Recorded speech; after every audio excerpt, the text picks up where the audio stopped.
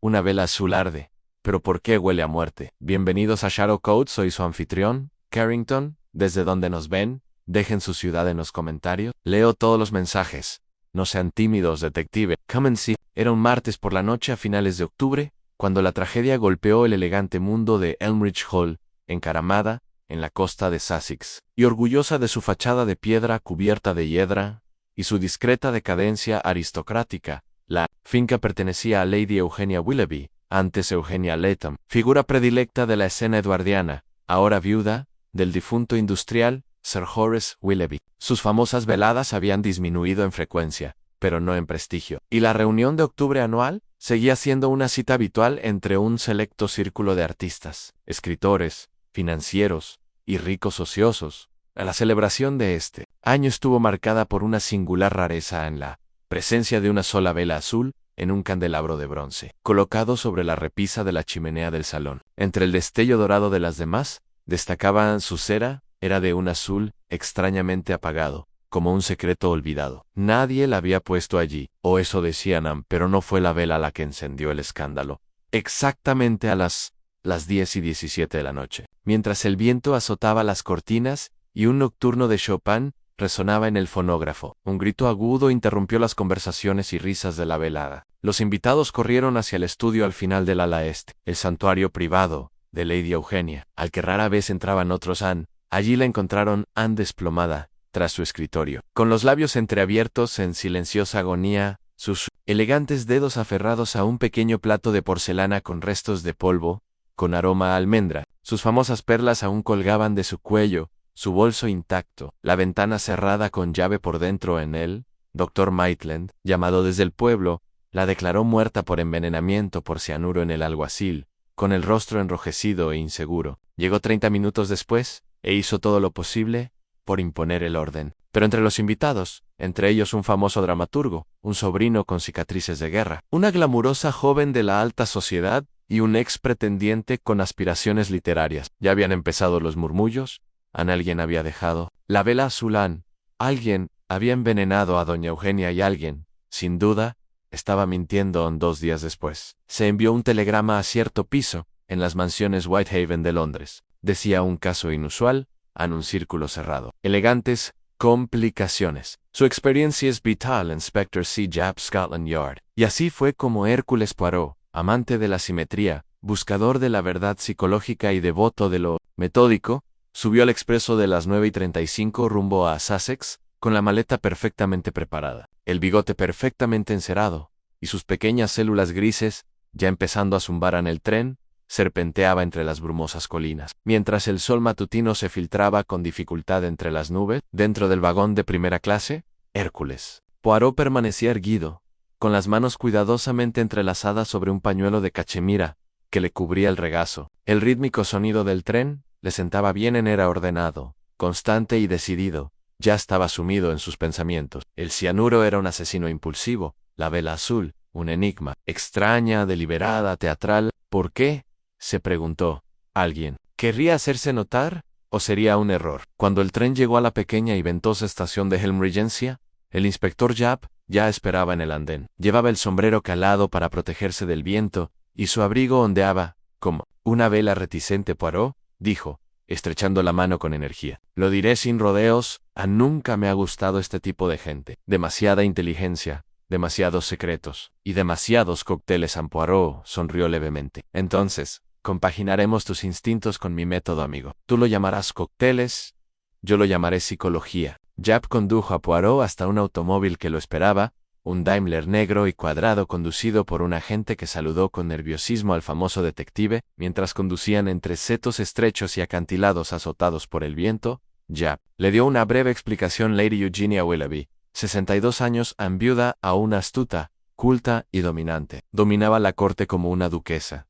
Esta reunión anual, una larga tradición, solo 10 invitados este año, todos alojados bajo el mismo techo. Su personal jura por su lealtad y su horario. Comidas, té, hora de dormir, todo con precisión. El asesinato ocurrió entre las 9:50 y las 10:20, página M. Y la criada que trajo un brandy la encontró muerta menos de 10 minutos después, ¿lo aclaró?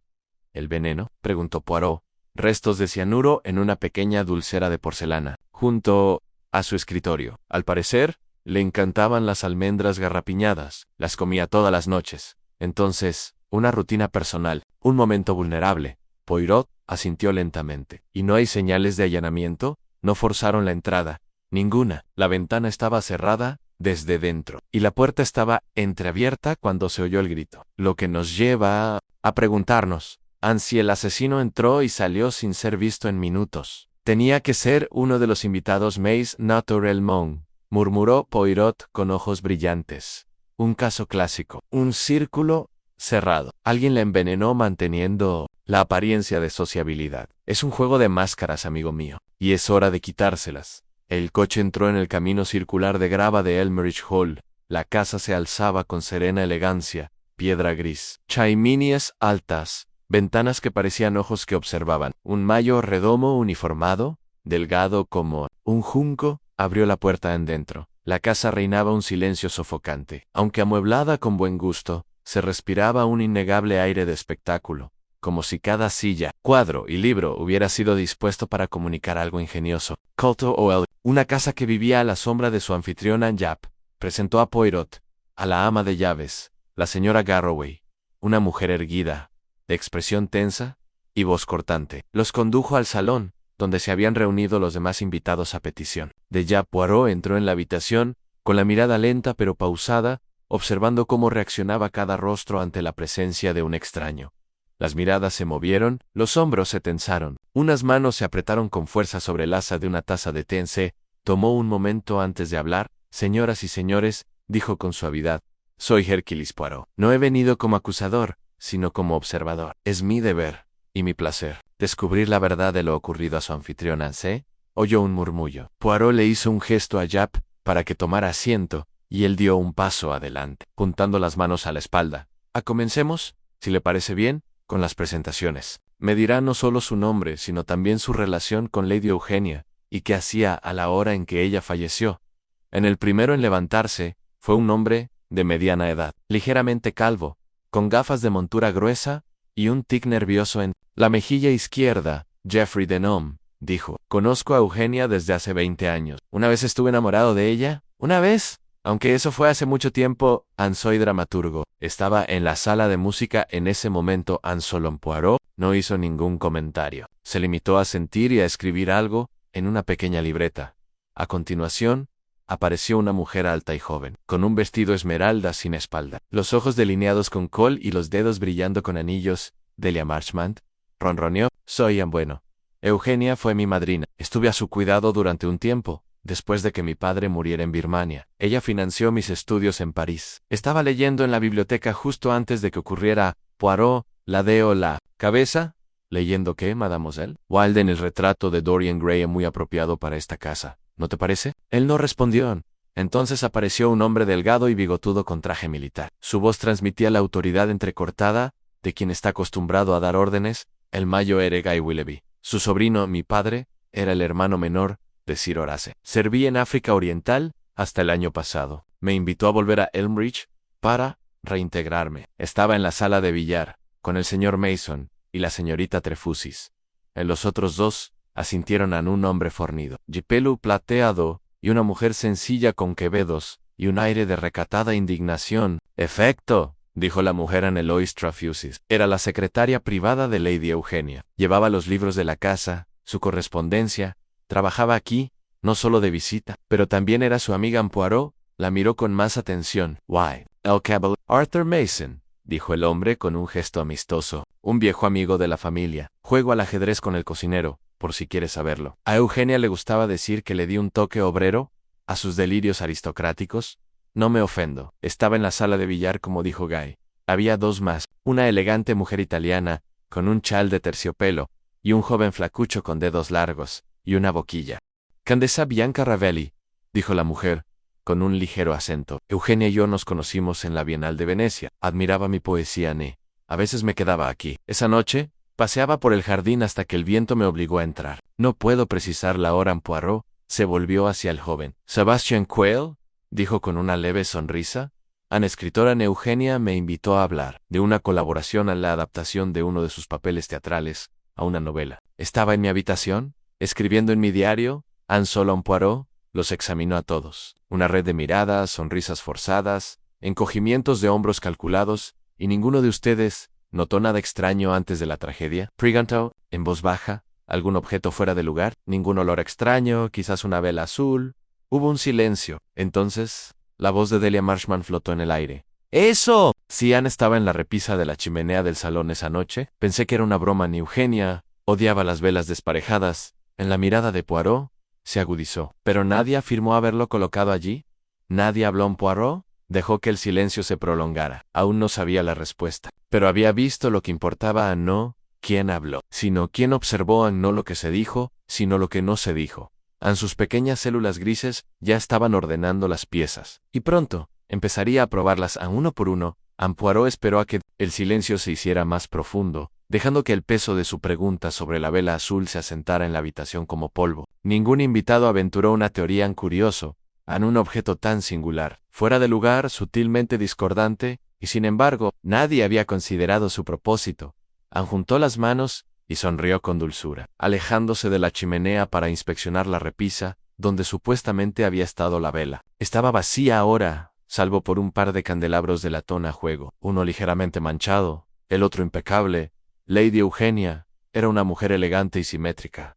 ¿No es así?, dijo con ligereza, sin volverse a mirarlos. Una vela azul entre el marfil ofendería su sensibilidad. Aún así, la dejaron, y ella la toleró. ¿Por qué? Quizás no se dio cuenta, murmuró Eloise Trofusis, con la rígida actitud defensiva de una empleada leal. Poirot se giró. Señora, usted trabajó estrechamente con ella. ¿No se daría cuenta de que un objeto está desalineado? Los labios de Eloise se apretaron. Se dio cuenta de todo. Poirot inclinó la cabeza. Allers, eso es importante. Jap se aclaró la garganta desde su rincón. Podemos hacer que analicen la vela, claro.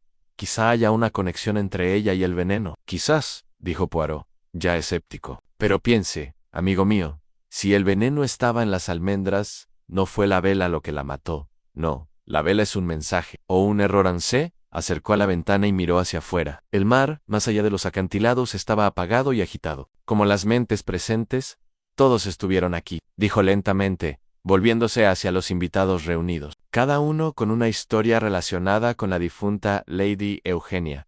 Cada uno con un posible motivo, algunos emocionales, otros financieros y otros, quizás, nacidos de la envidia o el miedo. ¿Se nos va a tratar como criminales? Espera. El mayor Willoughby, poniéndose de pie bruscamente. Yo no, señor, dijo Poirot, levantando una mano para tranquilizarlos. Deben ser tratados como personas, y las personas nunca son simples. Incluso en el dolor, son, ¿cómo decirlo?, multifacéticas. El mayor volvió a sentarse, con la boca apretada en una línea. Tensan. Poirot se acercó a la chimenea. Ahora, le haré una pequeña pregunta. Esa noche, ¿cómo estaba Lady Eugenia? Delia respondió primero. Estaba cortante e irritada le dijo a Sebastián que sus ensoñaciones simbolistas eran infantiles. Anne Sebastián esbozó una débil sonrisa. No es ninguna novedad. Dijo cosas peores el día anterior. Eloise intervino. Estaba preocupada, la verdad. Algo la había inquietado. Me pidió que retrasara el envío de sus cartas habituales. Dijo, todavía no, Anne. Las cosas están cambiando. Poirot arqueó ligeramente las cejas. Se está moviendo. ¿Te dio más detalles? No, Anne, solo eso. Anne parecía preocupada, incluso distraída. Preguntó Jap con el bolígrafo en la mano en un silencio. Entonces Geoffrey Denham se encogió de hombros. Me habló con insistencia. Le sugerí que una de sus obras podría mejorar con una adaptación moderna. Le pareció vulgar. Me llamó parásito del teatro, Anne, pero no era raro. Anne, la mirada de Poirot se posó en cada rostro, uno por uno. ¿Y sabía alguien aquí de sus intenciones después de esta reunión? ¿Estaba haciendo planes? Vendo la casa, dijo Arthur Mason de repente. O eso me dijo la semana pasada. Dijo que se había vuelto obsoleta. Esto provocó murmullos de sorpresa. Ella nunca me mencionó eso, dijo Guy. Poirot se inclinó ligeramente. ¿Vender? ¿A quién? Mason negó con la cabeza. No lo dije, pero me preguntó sobre la conversión de activos a moneda extranjera. Francos suizos, específico. Poirot intercambió una mirada con Jap. Este no es el comportamiento de una mujer resignada a la vejez y a los sentimientos. Es alguien que se prepara para una mudanza, quizás incluso para una huida. ¿Pero de qué?, preguntó Bianca Ravelli en voz baja, con los ojos entrecerrados. ¿De quién? Poirot No respondió. Dejó la pregunta en el aire en las entrevistas. Concluyeron por 1 hora, y los invitados se dispersaron. Poirot le pidió a la criada, la joven Elsie, que lo acompañara al estudio privado de Lady Eugenia. Ella lo condujo por el pasillo en silencio. Con sus pasos amortiguados por la alfombra, fui yo quien la encontró. Señor, dijo, dudando en el umbral con las almendras. Acababa de escribir algo en su diario, creo. ¿Lo leíste? Elsie palideció. No, señora Ange. Eso sería inapropiado, claro, dijo Poirot con ojos amables. Pero creo que tiene una vista aguda. ¿Había algo extraño en el estudio antes de esa noche? Dudó un momento y luego asintió. Unas cosas, señor. Lady Eugenia empezó a cerrar con llave su escritorio antes. ¿No lo hacía? Esa mañana, hizo traer un paquete a la oficina de correos, envuelto en papel marrón. Bastante grueso, no dijo que contenía. Lo llevó directo al fuego. El incendio. Sí, señor. Quemó algo en la chimenea justo después del té. Extraño, nunca desperdicia carbón por la tarde. Poirot entró en el estudio y cerró la puerta con suavidad. La habitación olía ligeramente a lavanda y papel. Un ventanal daba a los jardines. Su escritorio era imponente en de caoba, con patas en forma de garra. Sobre él reposaban un secante, un tintero de cristal y un plato de porcelana, vacío ya, pero con un polvo blanco casi invisible en sus ranuras. El diario todavía estaba allí. Lo abrió con cuidado. La última anotación fue breve en 16 de octubre. La vela apareció de nuevo. No creo en presagios, pero no puedo negar el mensaje. Me temo que he esperado demasiado. Si estoy en lo cierto, esto termina esta noche. A la boca de Poirot se convirtió. En una fina línea la vela había sido dejada antes y alguien estaba enviando una advertencia. Se giró hacia la chimenea. Las cenizas estaban ligeramente teñidas de azul. Metió la mano en un pequeño sobre y sacó un trozo parte de una etiqueta, carbonizada por los bordes. Lo leyó en voz alta y en voz baja. Aarons y Blake, Zurich. Se giró justo cuando Japp entró. ¿Y bien? Preguntó el inspector. Poirot le tendió el diario. No estamos buscando simplemente a un envenenador, amigo. Buscamos a alguien que envió un mensaje, uno muy deliberado, una advertencia disfrazada de ritual. Japp frunció el ceño. ¿Un mensaje? ¿Para asustarla? ¿O para silenciarla? La mirada de Poirot se ensombreció. Planeaba actuar, quizá para revelar algo. Pero la vela azul reapareció. Era la señal que temía. ¿Está sugiriendo que reconoció al asesino? Poirot no respondió de inmediato. Volvió a mirar el diario, luego la chimenea, luego la ventana. Sus pensamientos fluían con lentitud y precisión. El asesino, dijo finalmente, nos ha dejado un patrón. No de violencia, sino de psicología. Y como todos esos patrones, tiene un defecto. Se volvió hacia Japp con repentina intensidad. Debemos hablar con la condesa de nuevo. Hay algo en su historia que no encaja del todo. Poirot y Japp encontraron a la condesa Ravelli en la sala de estar, sentada junto a una ventana salpicada de lluvia, con un chal de seda sobre sus esbeltos hombros. Su perfil era escultural, elegante, inmóvil, con los dedos acunando suavemente una taza de té tibio. No pareció sorprendida cuando entraron, dijo ella, y su voz era un leve murmullo de música. Pensé que podrías venir. Poirot inclinó la cabeza y se sentó en el sillón frente a ella. Condesa, perdone la intromisión, pero hay sutilezas en su anterior declaración que requieren aclaración. Ella esbozó una sonrisa lenta y cómplice. No te puedes creer que estaba en el jardín. Creo, señora, que usted estaba en algún lugar. Desde luego, no holgazaneando bajo el viento y la lluvia. Pero no es la incredulidad lo que me trae aquí. Son los detalles. Siempre. Los detalles. Ella lo observó, con los labios apenas curvados. Entonces, le diré una verdad, señor Poirot. Salí. Solo un momento. Necesitaba aire. Pero ¿y si? No caminé por los senderos del jardín. Me quedé junto a la terraza lateral. Poirot se inclinó ligeramente hacia adelante. ¿Quién? Su mirada se dirigió al pasillo, y luego volvió a mirarla. La señorita Marchmont, Delian, estaba saliendo del estudio de Lady Eugenia. Bueno, quizás 10 minutos antes de... Gritton. Japp se puso rígido. ¿Está seguro de la hora? La condesa asintió lentamente. No soy una niña, inspector. Estaba mirando el cielo. Acababa de darme cuenta de que el reloj de la sala se adelantaba 1 minuto. Oí que daba los 15 minutos justo cuando ella cerraba la puerta. Poirot guardó silencio un momento. ¿Por qué no lo dijo antes? Suspiró. Porque en casas como esta, la verdad puede confundirse con traición y Delia. Sido como una hija para Eugenia. Es difícil imaginarla causando daño. Poirot se puso de pie. Todos debemos considerar lo difícil de imaginar y lo cierto, condesa, a Mercy. Ha ayudado más de lo que cree. En el pasillo, Japp murmuró. Marchmont, no dijo nada de visitar el estudio. Así es, murmuró Poirot. Y ahora, debemos preguntarle que no mencionó y por qué han encontraron a Delia Marchmont en la sala de música del piso de arriba, sentada al piano de cola, tocando un fragmento inconexo de Debussy. Al entrar, levantó la vista con expresión indescifrable. Me temo que estoy interrumpiendo el genio, dijo con ligereza Poirot. Esbozó una sonrisa forzada. Disculpe, mademoiselle. Es solo cuestión de orden. Nos dijo que estaba leyendo en la biblioteca, pero no mencionó ninguna visita al estudio de Lady Eugenia. Parpadeó una vez. No pensé que importara. Todo importa, dijo Poirot. En voz baja las manos de Delia se apartaron de las llaves. Muy bien, la vi. Quería mostrarle una carta que recibí.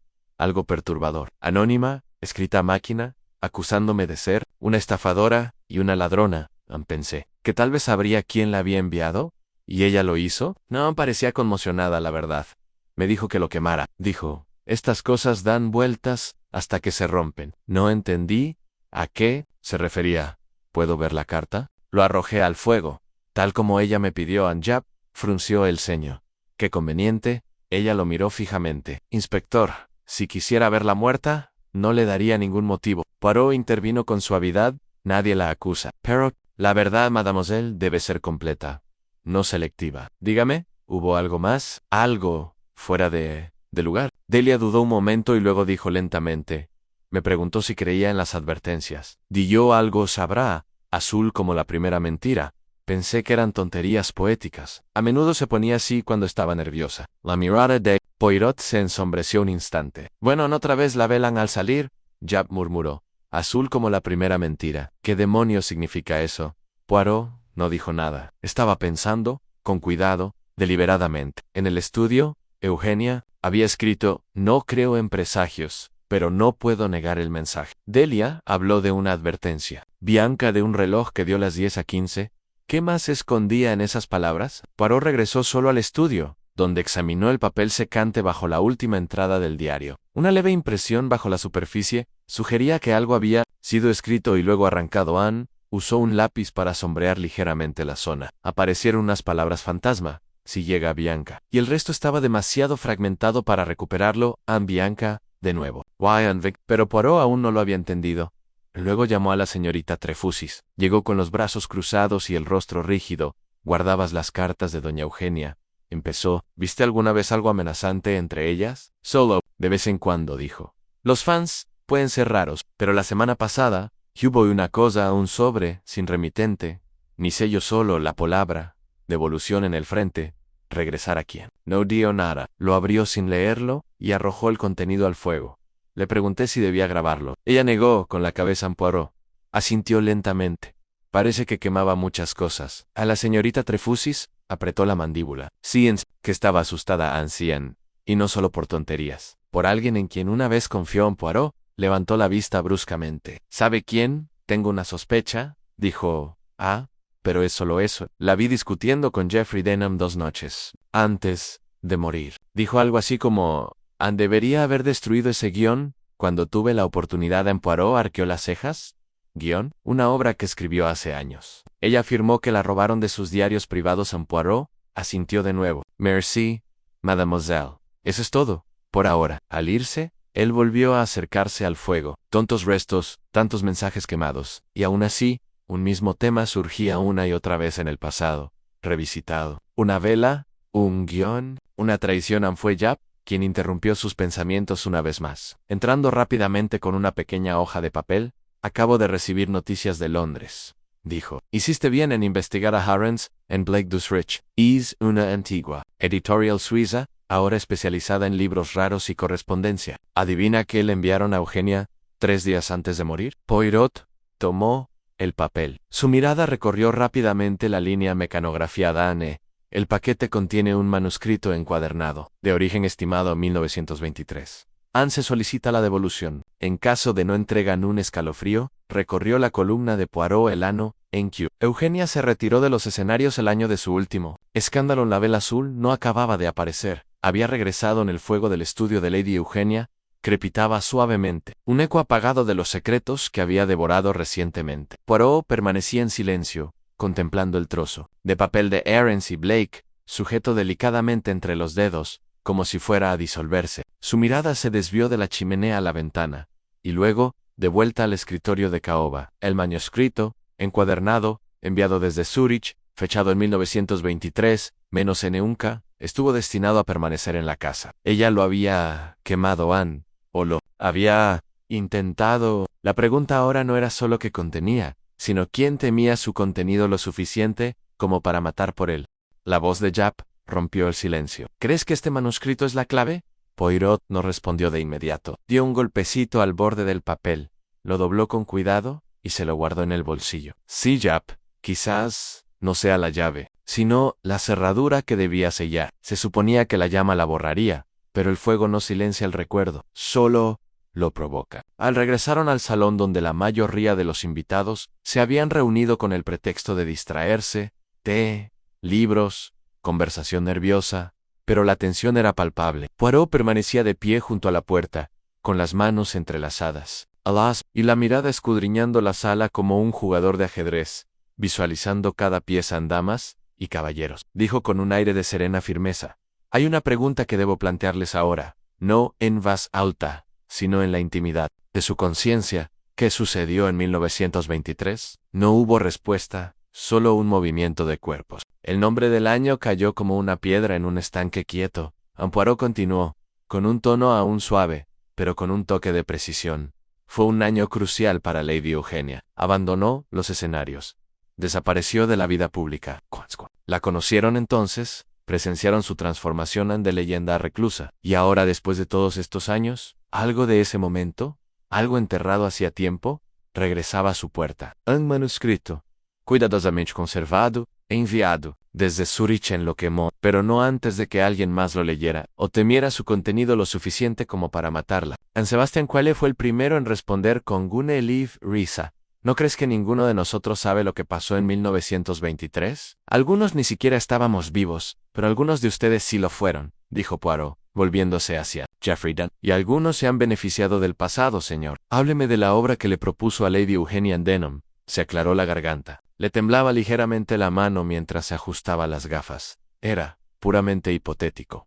Un análisis dramático de su vida. Pensé que podría colaborar. Dijiste que ella te acusó de robarle sus diarios. Ella estaba siendo dramática. No, dijo Poirot, entrecerrando los ojos. Estaba hablando literalmente, reconoció sus propias palabras, lo que nos lleva a preguntarnos, ¿cómo las obtuvo? Denham parecía visiblemente acorralado. Fue hace años. Tuve acceso a sus documentos brevemente. Entonces, fue descuidada. Confiando, corrigió Poirot, lo suficiente como para compartir un manuscrito, quizás uno que nunca había publicado. Denham apartó la mirada. Lo devolví al final, pero no sin antes copiarlo, quizás. El silencio de Denham lo decía todo. Poirot dejó escapar un pequeño suspiro. Entonces, el manuscrito enviado desde Zúrich pudo haber provenido de aquí, probado hace mucho tiempo. ¿Qué contenía? Me pregunto, ¿una confesión? ¿Una historia apenas velada?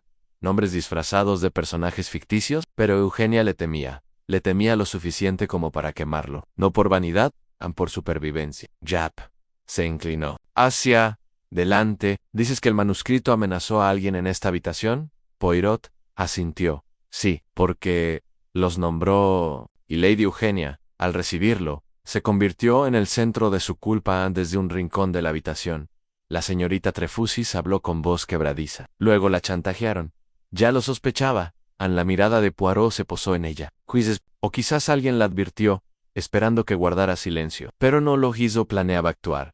Su diario lo deja claro. Y entonces la vela azul reapareció una señal que le resultaba familiar, una señal de que el pasado no había sido olvidado. Delia Marchmont se removió incómoda en el sofá. ¿Pero quién lo envió? ¿Quién se tomaría tantas molestias? La mirada de Poirot se posó en ella, y luego se volvió hacia Bianca Ravelli. Condesa, dijo lentamente, hay una última inconsistencia que debo aclarar. ¿Dijiste que saliste justo antes del grito? ¿Que te quedaste junto a la terraza? ¿Y viste a la señorita Marchmont salir del estudio? Pero dime, ¿cómo la viste si el pasillo que hay más allá del estudio no tiene ventanas? Los ojos de Bianca brillaron una vez. Un suspiro, ¿Una vacilación?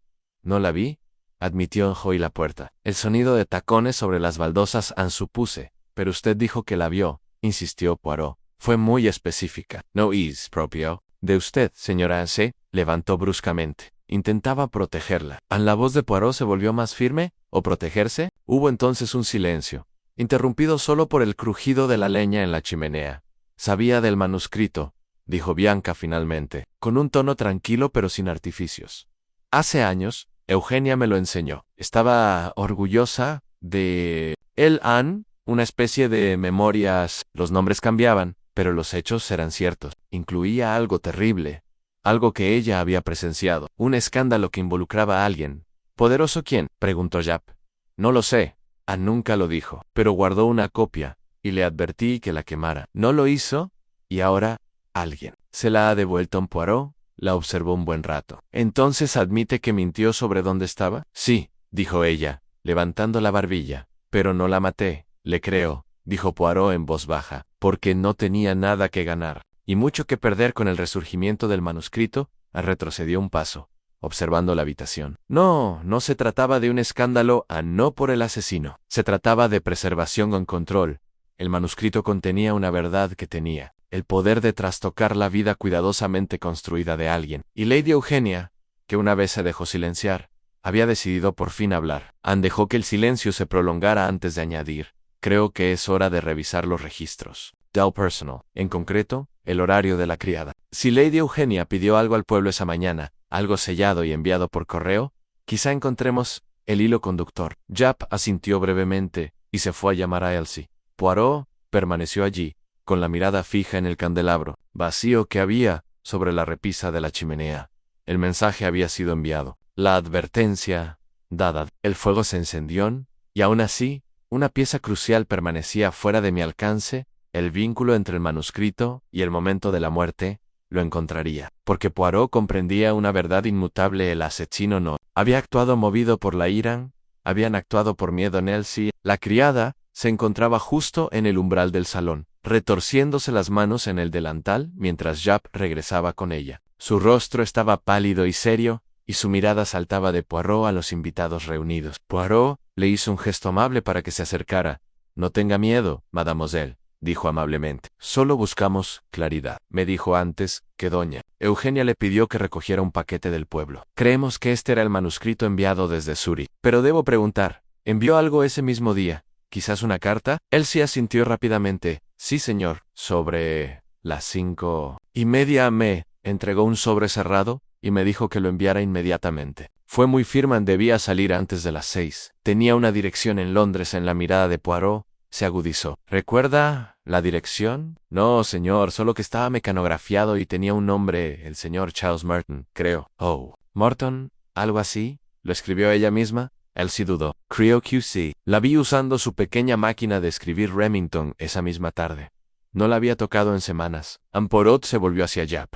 Debemos rastrear esa carta. Si se envió a tiempo, ya debería haber llegado a Londres. ¿Un tal Charles Merton? ¿O Morton? Probablemente alguien relacionado con su pasado. Quizás el editor del manuscrito o su destinatario. Japp asintió. Voy a poner a alguien a trabajar en ello inmediatamente. Mientras el inspector se marchaba, Poirot permaneció inmóvil, con los dedos entrelazados bajo la barbilla. Las piezas estaban encajando. Lady Eugenia recibió el manuscrito, lo quemó por miedo, no sin antes decidirse a actuar. Escribió una carta a alguien en Londres, un último intento quizá, por revelar la verdad. Pero alguien en la casa descubrió su intención, y ese alguien actuó con rapidez, antes de que el daño estuviera hecho. Pero, ¿por qué la vela azul? ¿Por qué volver a ese extraño detalle simbólico? Se volvió de nuevo hacia los invitados, ahora reunidos en cauteloso silencio. Hay algo que aún no he compartido contigo, dijo. Doña Eugenia notó algo en su diario. Una frase críptica en la vela apareció de nuevo, lo que significa que no era la primera vez que servía de mensaje. Ya había aparecido antes. En 1923, sospecho, y alguien en esta sala sabía lo que significaba. Arthur Mason frunció el ceño. ¿Insinúas que la vela es una especie de tarjeta de visita? Más que eso, respondió Poirot. Es una firma, una advertencia dirigida solo a un par de ojos en los suyos. Un símbolo íntimo. La pregunta es, ¿quién lo sabría? ¿Quién tenía motivos para temer que un secreto de 1923 pudiera ser resucitado? Se hizo el silencio. Entonces la señorita Trefusis se aclaró la garganta. Hubo chismes, dijo, Arrigo Cadientes, antes de que saliera del escenario, sobre un escándalo que involucraba a una joven actriz. Una chica que desapareció tras acusar a un director de agresión. Se silenció en Eugenia. Nunca habló de ello directamente, pero guardaba recortes de periódico, escondidos tras el forro de su escritorio. Los encontré una vez, mientras limpiaba. Los ojos de Poirot se iluminaron con una claridad repentina. ¿Listo? Una verdad oculta. Una verdad peligrosa. Y si Lady Eugenia hubiera incluido este relato en su manuscrito, eso lo explicaría todo. El motivo, el miedo, la vela. Miró a Geoffrey Denham. ¿Era usted dramaturgo, señor Lincoln? Al teatro han vinculado a Eugenia. ¿Conocía a la chica? Denham se puso rígido. No sabía del incidente, como todos en el teatro, pero se enterró rápidamente. Nadie se atrevió a cuestionar al director en cuestión, porque era poderoso, dijo Poirot. Denham asintió a regañadientes. Era intocable. Nadie quería arriesgar su carrera. Eugenia desapareció por algo. Sabía demasiado. Poirot se giró, y ahora, años después, alguien temía que por fin hablara, que mencionara nombres, y no podían permitirlo. Desde atrás, una voz interrumpió. Tranquila pero temblorosa. Sí me habló. A mí en todas las cabezas se giraron. Era Sebastián Quell, de pie al fondo de la sala. Pálido me lo contó todo, dijo. 2 noches antes de morir. Estábamos bebiendo brandy. Dijo que una vez había cometido una cobardía. Se quedó callada cuando debería haber defendido a alguien. Anne se arrepintió. Dijo que lo había escrito en un cuento, pero que nunca lo publicó. Había enviado la última copia a Zurich para su custodia, y ahora alguien la había devuelto. Poirot dio un paso al frente. ¿Y qué dijo del hombre involucrado? Sebastián tragó saliva. Solo que era respetado y que seguía vivo. A la voz de Poirot se redujo a un susurro. ¿Le puso nombre? Sebastián dudó. Non solo dijo. Al siempre fue tan refinado, tan seguro de sí mismo. Pero nunca olvidó esa vela. Yo tampoco. Poirot exhaló lentamente, como si el último aliento hubiera liberado la respuesta en la habitación. Su voz se elevó de nuevo, tranquila, pero con tranquila autoridad. Sé quién la mató. Hubo una pausa. Un silencio eléctrico. Pero primero debo confirmar un último punto. Señorita Trefusis, usted mencionó antes que Lady Eugenia discutió con Geoffrey Denham por un guión, y que ella lo calificó de robado. Pero hay algo que ahora veo con más claridad. No se refería a un robo creativo. Se refería a algo muy real. Un robo de la verdad. La memoria se volvió nuevamente hacia Denham. ¿Trabajó usted como subdirector en 1923 en el Royal Lyric? Denham parpadeó. Sí, brevemente era un puesto pequeño. Y el director a cargo, el acusado, era alguien cuya reputación sobrevivió. ¿Alguien protegido? No tuve nada que ver con eso, dijo Denham rápidamente. Fui un simple espectador. No, dijo Poirot en voz baja. Usted fue testigo, Anne, y Eugenia confió en usted. Confió en usted. Pero cuando planeó publicarlo todo, vio amenazada su oportunidad de reinventarse, de ganar prestigio, de ganar poder. La boca de Denham trabajaba en silencio. Una vez te enseñó el manuscrito, continuó Poirot. ¿Pero lo copiaste? Lo enviaste a Zurich con tu propio nombre. Ahrens y Blake lo catalogó, creyéndolo unas memorias teatrales perdidas. Pero cuando Eugenia decidió sacarlo a la luz, para revelar la verdad, entraste en pánico. Se lo devolviste por correo. ¿Una advertencia? Y Poirot levantó una mano. Y cuando ignoró la advertencia, cuando se disponía a enviar una carta a Londres, a la prensa, quizás, o a alguien que pudiera actuar, usted actuó primero. Entró en el estudio después de que Delia se fuera, vio el plato de almendras, garrapiñadas, un ritual nocturno, Anne, y echó el cianuro. El rostro de Denham palideció.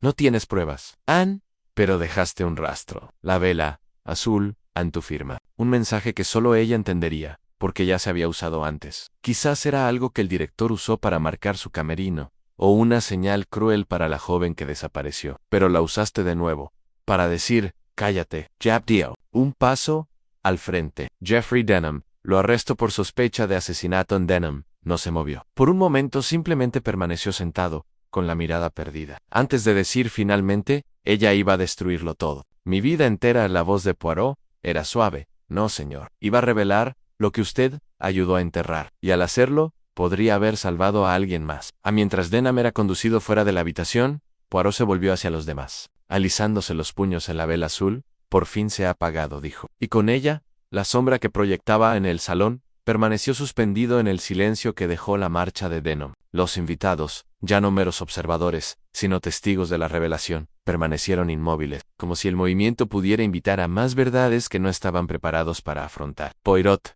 de pie junto al fuego que había consumido tantos fragmentos del pasado, miró a su alrededor con serena determinación.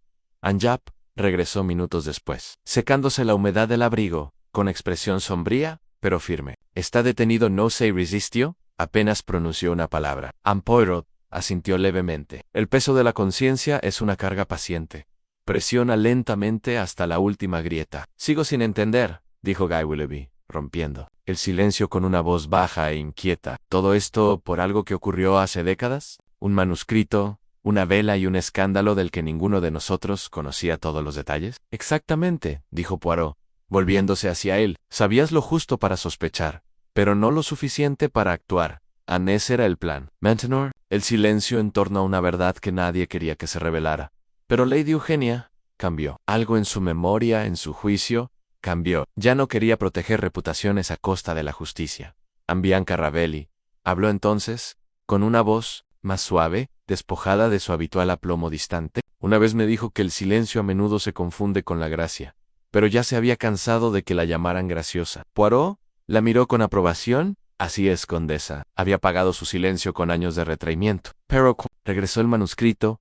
Cuando volvió a ver sus palabras, su confesión, reconoció que había llegado el momento de hablar. Denham pensó que la vela la obligaría a callar de nuevo, como antes. No lo comprendía en la culpa, como una llama. Solo arde un tiempo antes de consumirse. Desde el otro lado de la sala, Eloise Trefusis dijo, ¿pero por qué envenenarla? ¿Por qué no confrontarla, quemar el manuscrito y acabar con todo? Porque, señorita Trefusis, respondió Poirot, no era solo el manuscrito lo que lo amenazaba, era la carta, la que Eugenia mecanografió y le confió a Elsie. Denham temía que ya le hubiera avisado a alguien, quizá a un periodista o a un abogado. Tenía que actuar con rapidez. No había tiempo para planear algo más limpio. El cianuro, vertido en su confiado plato dulce, aseguraba el silencio. Un silencio frío, seguro. Delia Marchmont dejó escapar un suspiro que claramente había estado conteniendo, y la vela azul debió de creerle ingeniosa. A la voz de Poirot se volvió aguda, pero no cruel. Pensó que confundiría. La teatralidad siempre ha sido un refugio para hombres como Denham, aquellos que se basan más en las apariencias que en la verdad. Anjap se cruzó de brazos. Intentaremos recuperar lo que podamos de Surrey. Veamos qué versión del manuscrito tienen archivada. Podría ayudar a demostrar el motivo. Poirot asintió. En efecto, aunque sospecho que no es la única copia que Eugenia preparó, era demasiado inteligente como para dejar su verdad en un solo y frágil formato. Puede que haya más. Es posible que la carta al señor Merton contenga fragmentos clave del original, o incluso el nombre. Bianca levantó la vista. ¿De verdad crees que ella le puso el nombre? Creo que sí lo pretendía. Quizás no el nombre directamente, sino el patrón. Lo suficiente como para rastrearlo hasta ese acto original de crueldad. Sebastian Quell, aún de pie, miraba por la ventana empañada por la lluvia, como si la tormenta que se avecinaba pudiera resonar en su interior. Murió intentando deshacer lo que no había hecho. Entonces, supongo que a eso se refería cuando dijo, «Esto termina esta noche». Poirot asintió con un gesto sombrío. Temía haber esperado demasiado, pero al final, actuó. Y eso, señor, es lo que importa. Se hizo un nuevo silencio, pero esta vez ya no estaba cargado de sospecha. Era el tipo de silencio que sigue a la comprensión. Se habían colocado las últimas piezas. La imagen, una vez fracturada y oscurecida por décadas de polvo, se había resuelto. Poirot se acercó a la repisa de la chimenea y ajustó uno de los candelabros de bronce. 1 pulgada. Ella habría querido que esto quedara claro, dijo en voz baja. Incluso ahora, más tarde esa noche, Poirot se sentó solo en el estudio de Lady Eugenia. Una pequeña lámpara iluminó el escritorio mientras hojeaba su diario por última vez. Su letra, siempre fluida y pausada, terminaba con la misma línea que había leído antes. Temo que he esperado demasiado. Si tengo razón, esto termina esta noche. Abrió un cajón con cuidado. Escondido tras un falso lomo, hábilmente disimulado entre la madera, encontró lo que sospechaba. Un segundo manuscrito, delgado pero pulcramente encuadernado con cinta color crema. La portada no tenía nombre, solo una frase, escrita en negrita, centrada en la parte superior por aquel a quien no salvé. Cerró el cajón y se levantó, colocando el diario y el manuscrito uno al lado del otro sobre el escritorio al salir. La casa parecía más silenciosa que desde su llegada. Los invitados habían empezado a retirarse, en algunos a dormir, otros a sus asuntos privados. Mañana traería la prensa, quizás abogados, y sin duda, un desenterrar el pasado con mayor profundidad, pero por ahora, Poirot se detuvo en el pasillo y miró hacia atrás. La vela azul había desaparecido. El misterio que simbolizaba se había consumido, dejando no silencio, sino comprensión. Why en su lugar. Algo más limpio en justicia, tal vez, o al menos el intento de lograrla en Japp, lo encontró cerca de las escaleras. ¿Vuelves a Londres? Esta noche, Poirot negó con la cabeza. Mañana, aunque se calme la lluvia en la casa también. Pocas veces vemos algo así, murmuró Japp. Un asesinato enredado en la historia, enterrado en el teatro, y el orgullo en Poirot esbozó una leve sonrisa. La historia siempre está enterrada, Japp. Solo es cuestión de quién tenga el valor de excavar. Y con esto, Poirot bajó las escaleras. El suave sonido de sus pasos resonó en Elmridge Hall, donde por fin las sombras habían empezado a disiparse.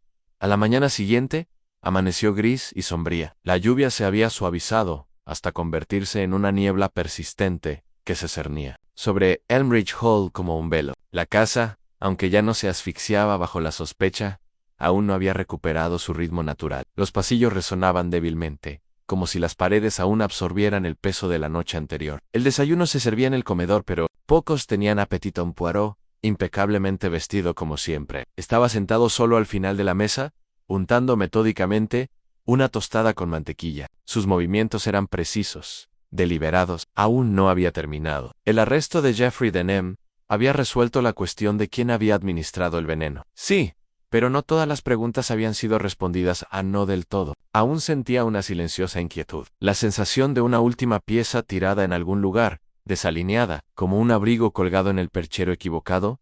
Japp entró, sacudiéndose las gotas del abrigo. «Acaba de llegar una carta de Londres», dijo, entregándole un sobre a Poirot. «La rastreé por correo. La carta que envió Eugenia fue entregada ayer por la mañana a Charles Merton.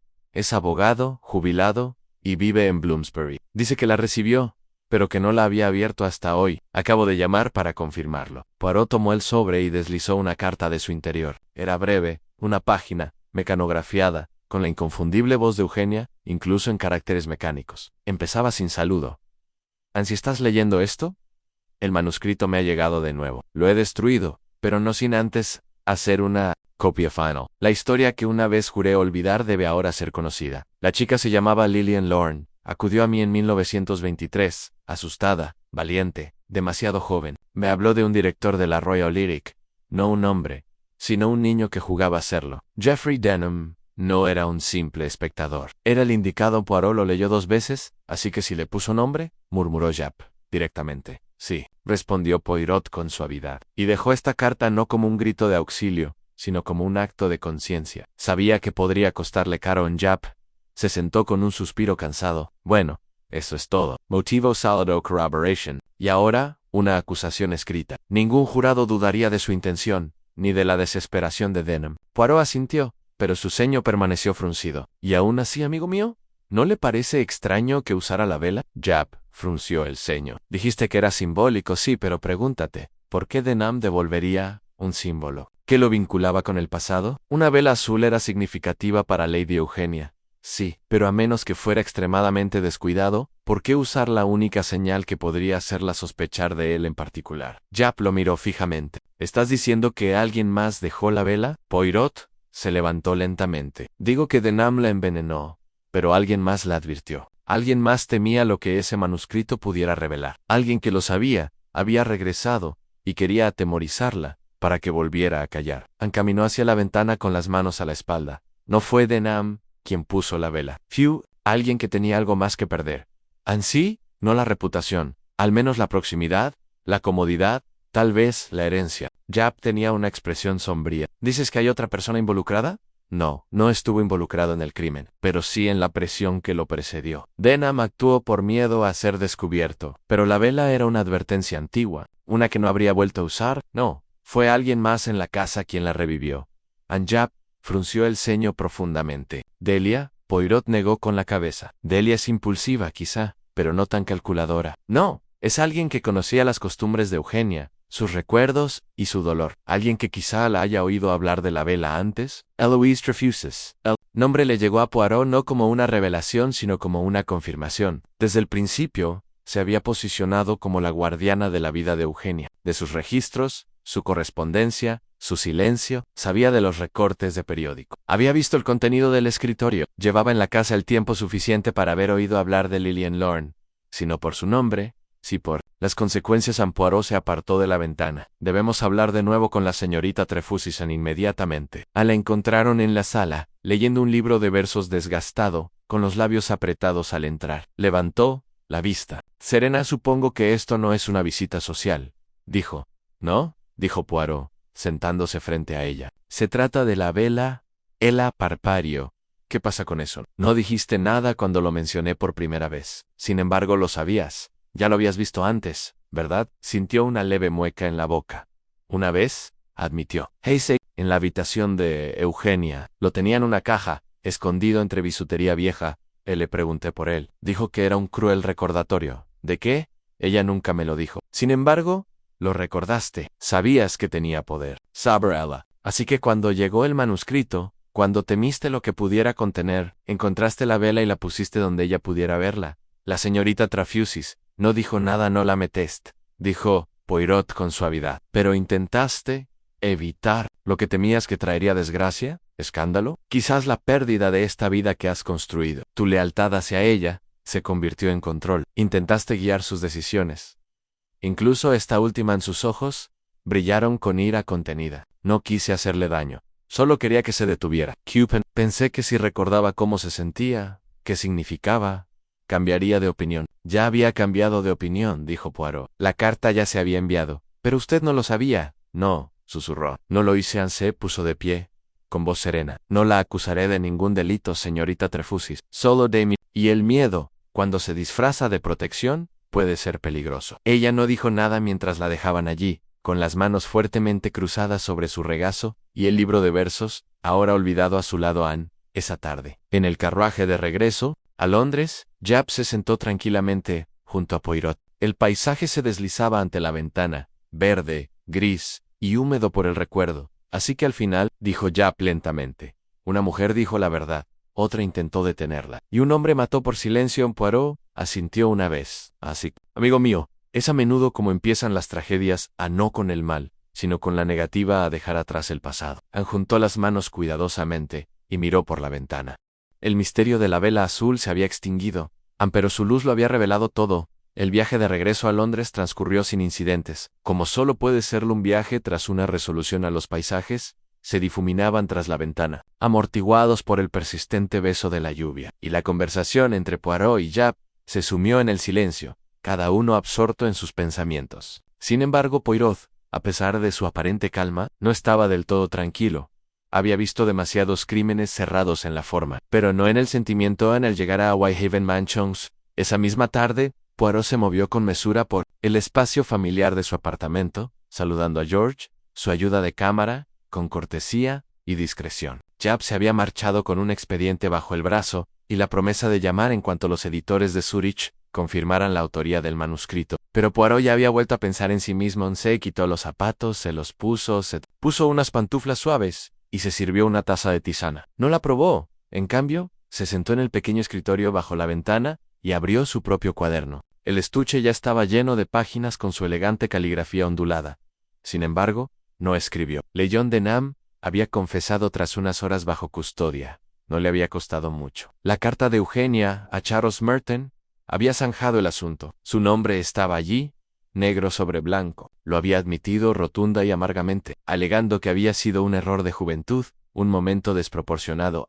Pero Poirot no creía en los momentos. Sabía que la gente llevaba sus verdades como monedas en el bolsillo, toqueteadas discretamente, en secreto, hasta que su peso se hacía familiar. Denham había llevado su verdad durante años, y cuando se vio amenazado con revelarla, no había actuado con pánico, sino con un cálculo reprimido. Durante mucho tiempo, lo que Poirot aún tenía presente no era el crimen, sino la vela. O, mejor dicho, lo que representaba la vela.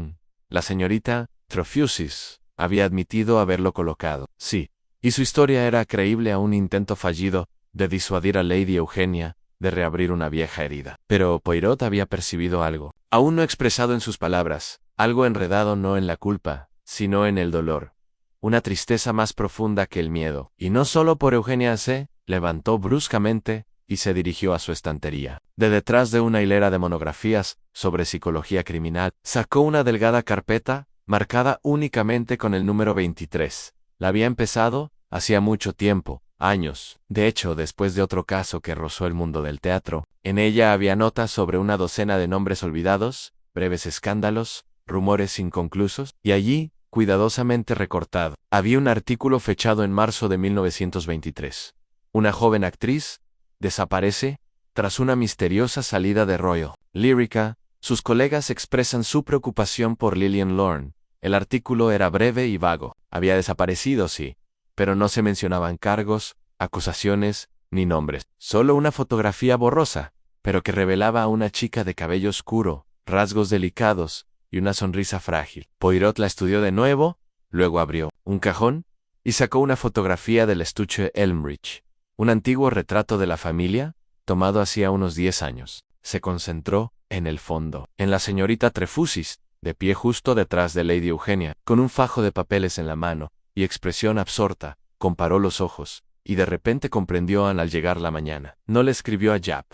En cambio, viajó en el abogado, Charles Meryton. Era un hombre de gran orden y pocas palabras. Recibió a Poirot en su modesto apartamento de Bloomsbury, y le ofreció té con precisión mecánica, aunque no lo bebió. Sí, recibí la carta, dijo. Qué raro, hacía décadas que no sabía nada de Eugenia desde que todo se vino abajo. Entonces usted era su abogado. Enser Omoto me consultaba al salir del escenario sobre la venta de propiedades en el extranjero. Yo no me encargaba de sus asuntos artísticos. ¿Alguna vez mencionó a una chica llamada Lillian Lorne? Merton pareció un poco sorprendido y asintió, si aún lo recuerdo. Una sola. ¿Ves? Una breve mención. Dijo que le recordaba a alguien que dijo que le había confiado algo valioso, pero que había terminado mal. Dijo, ¿por qué? Dudó. No. Tan solo que Lillian había desaparecido, y nunca se lo había perdonado. Poirot se puso de pie. Gracias, señor. Eso confirma lo que sospechaban afuera. La niebla de la ciudad se disipaba lentamente. Poirot regresó a Whitehaven Mansions y llamó a Elmridge Hall en la línea. Crepitó, pero la voz al otro lado era «Inconfundable señorita Trefusis», dijo Poirot con tono amable. «Debo hacerle una última pregunta. No como juez, sino como un hombre que comprende el efecto de la verdad cuando se la mantiene en silencio demasiado tiempo». Una pausa. «Sí, ¿eras Lillian Lorne?» Al principio no se oía ningún sonido. Luego sí, lo era una vez. Ya me lo imaginaba, dijo Poirot en voz baja. ¿Y Lady Eugenia te acogió después de tu huida? Sí, dijo que era la única manera de vivir consigo misma. Me dio trabajo, un nombre, protección, pero siempre con condiciones. El silencio era una de ellas. Pero fue tu silencio, no el de ella, el que ella temía que se hubiera vuelto demasiado costoso. Otra pausa. ¿Quería contármelo? Le pedí que no lo hiciera. Dijo que ocultarme no era justicia. Creo que razón, lo era, dijo Poirot. Y usted también. No hay vergüenza en sobrevivir, mademoiselle. Solo en olvidar por qué se eligió vivir no hubo respuesta. Pero la línea permaneció abierta un momento más. Luego, un suave gracias antes de cerrarse en Poirot, colgó el auricular y volvió a sentarse en su escritorio. Tomó su pluma y escribió una sola línea debajo de la última página de sus notas. Al label azul no se apagó. Pasó de mano en mano, de verdad en verdad, hasta que dejó de ser una advertencia y se convirtió en una luz. Antapó el bolígrafo y juntó las manos. Ya no habría más preguntas, solo memoria ni del recuerdo.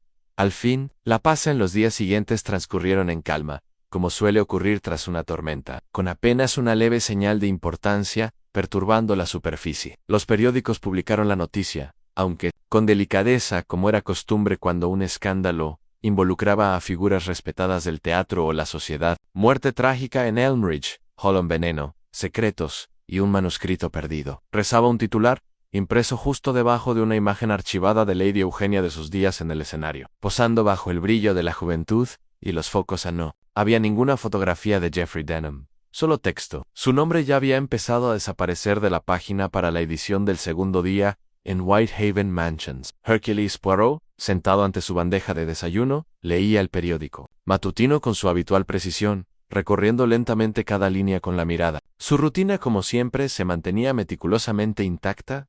El mismo huevo cocido a la perfección, la tostada cortada en diagonal, la taza de chocolate caliente a la temperatura perfecta. Aparentemente, había recuperado la paz y el orden, que tanto apreciaba Anne, pero había una carta, sin abrir, en la esquina de su escritorio. El sobre era sencillo, la tinta era discreta, pero conocía a la remitenta, la señorita Eloise Trefusis. Al abrirlo, no encontró ninguna confesión ni melodrama, solo una hoja de papel sin rayas escrita con cuidado. Señor Poirot, tenías razón. Había un silencio que confundí con seguridad, y una lealtad que confundí con amor. No me arrepiento de los años que pasé protegiéndola, pero ahora entiendo que lo que necesitaba no era un muro, sino una voz. Me voy de Elmerich, ya no tengo que administrar la casa, ni proteger mi memoria. Buscaré un lugar más tranquilo, donde pueda leer por placer y olvidar la costumbre de registrar la vida de los demás. Gracias por su gentileza, ante. Poirot leyó la carta 2 veces antes de doblarla cuidadosamente y guardarla en una carpeta marcada como Elmridge. La guardó, no en el armario, con sus otros casos resueltos, sino en un cajón, donde guardaba objetos personales, algunas notas de Hastings, un programa de ópera de Milán, una flor seca que le regaló una vez, una madre agradecida en Estambul, cosas que nunca habían abandonado por completo su mente. Pasaron algunos días cuando el inspector Japp volvió a llamar por teléfono.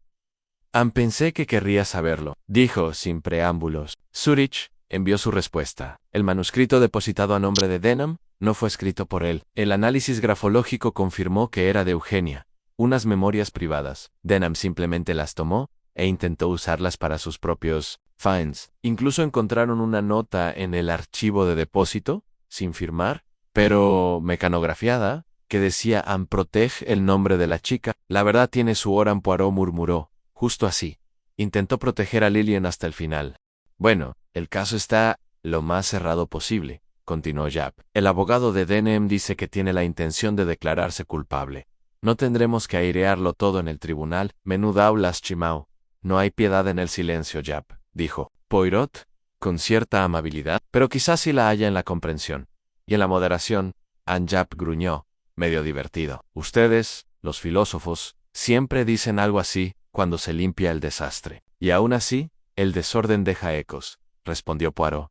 Ya verán, una vida no termina con la muerte, sobre todo una vida como la de Lady Eugenia, después de colgar. Poirot se levantó y caminó hacia el estante donde ahora descansaba la delgada copia encuadernada del manuscrito, rescatada del cajón falso de Umbridge, devuelta por la señorita Trefusis, con solo 3 palabras adjuntas. Ella quería esto, aún no lo había leído todo, solo las primeras páginas. No era una obra escandalosa, ni siquiera demasiado dramática, más bien, era sobria, elegantemente narrada, con múltiples capas de metáforas y gracia, pero bajo la superficie, contenía toda la fuerza de lo que se había callado durante décadas. La historia de Lillian Lorne estaba allí, no por su nombre, sino inconfundiblemente en espíritu. Y allí también estaba la historia de una mujer que había pasado su vida aprendiendo a hablar después de que le dijeran que guardara silencio. En Poirot consideró publicarlo anónimamente. Como una ficción, gestionaría el asunto con discreción. Por supuesto, a través de Martin quizás dejaría que la historia perdurara,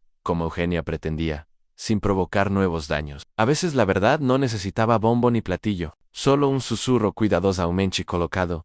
Regresó a su escritorio. Ajustó la posición del pequeño reloj menos de 1 pulgada y se acomodó nuevamente con su bolígrafo. Llamaron a la puerta. George entró con un telegrama en la mano. Poirot lo tomó con cierta sorpresa y lo abrió. Un breve mensaje de Delia Marchmont. Gracias por salvar la verdad. He decidido volver a París por un tiempo. Las lecciones de mi madrina llegan más lejos de lo que creía. Delia sonrió levemente y lo dejó junto a la carta de la señorita Trefusis. Entonces se dio cuenta, como solía ocurrir tras resolver un crimen, de cuánto de la vida humana continuaba justo al margen de la tragedia. La gente seguía adelante, se limpiaban y heredaban casas, se reparaban o se desechaban reputaciones, e incluso las heridas más profundas cicatrizaban con el tiempo y la distancia.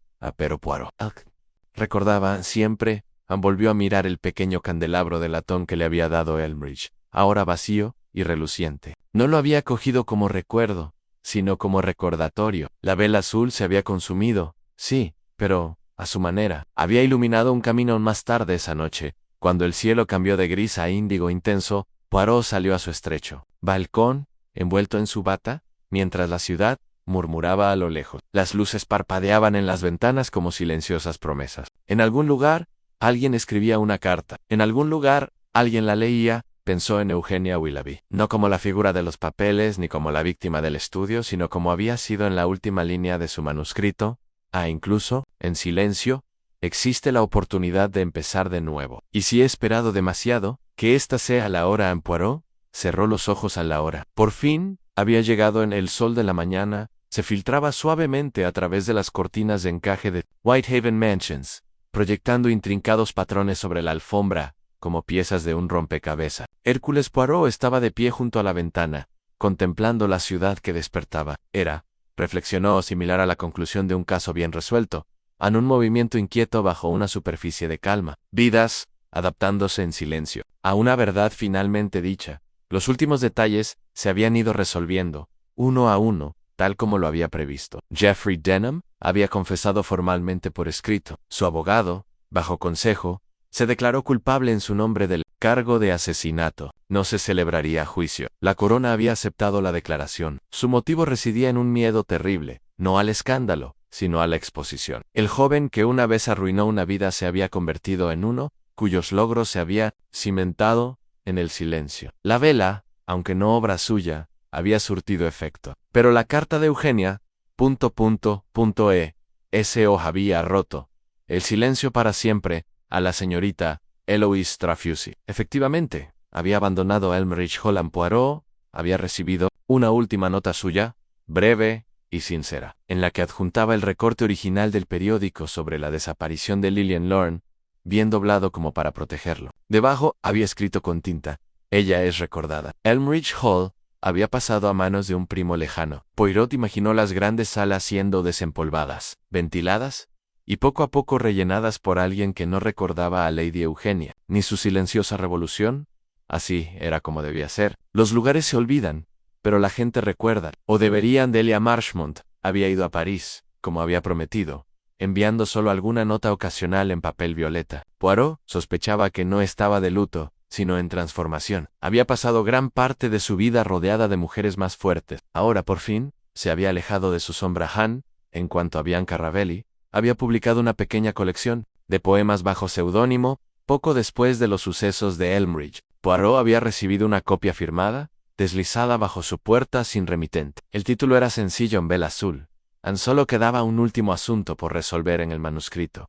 Por fin lo había leído completo, con atención y reverencia. Ni una sola vez mencionaba a Denham, ni a Trefusy. Ni una sola vez lo acusaba. En cambio, Lady Eugenia había contado una historia en la que la memoria era a la vez una carga y una responsabilidad. La joven de su relato, la chica sin nombre artístico, pero con muchos papeles. Poirot sospechaba que aquello era una combinación de muchas historias reales, pero era la voz de Lillian Lorne la que se oía con más claridad, entre líneas, y luego, la página final, una sola línea, centrada en que esto no sirva como una confesión, sino como una luz de vela, para aquellos que aún buscan en la oscuridad. Poirot sabía qué hacer con discreción. Y bajo la apariencia de una ficción editorial, anónima, se encargó de la publicación del manuscrito en una pequeña revista literaria, acompañado de un prólogo que solo hablaba de su mérito y su silenciosa fuerza. Sin nombres, sin demanda. Solo la verdad, oculta a plena vista, para quienes decidieran encontrarla ahora. Por fin, su tarea estaba completa. George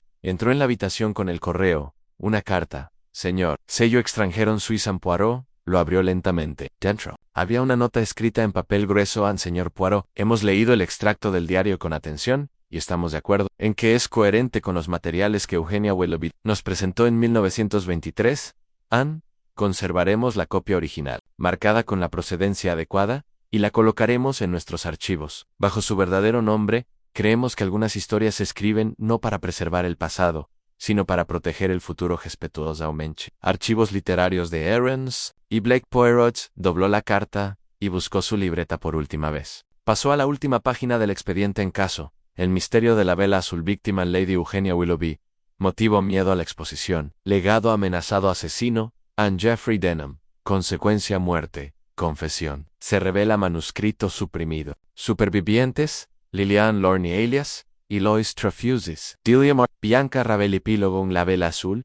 Nunca fue un arma, fue un recuerdo, y al final, guió la verdad hacia casa, encerró el cuaderno con cuidado, aun cuando el reloj dio el mediodía. Con una suave campanada, Poirot se levantó, se ajustó los puños y alisó una arruga inexistente en sus pantalones. Se acercó a la repisa de la chimenea y ajustó una fotografía de Hastings que se había inclinado ligeramente durante los muchos acontecimientos de la semana.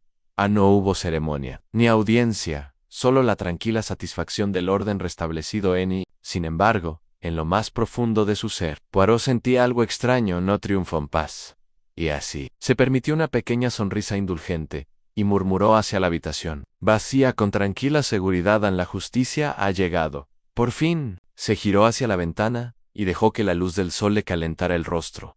La vela azul había ardido una vez más, pero esta vez para iluminar la verdad, no para ocultarla. Y eso, para Hércules Poirot, era el final perfecto.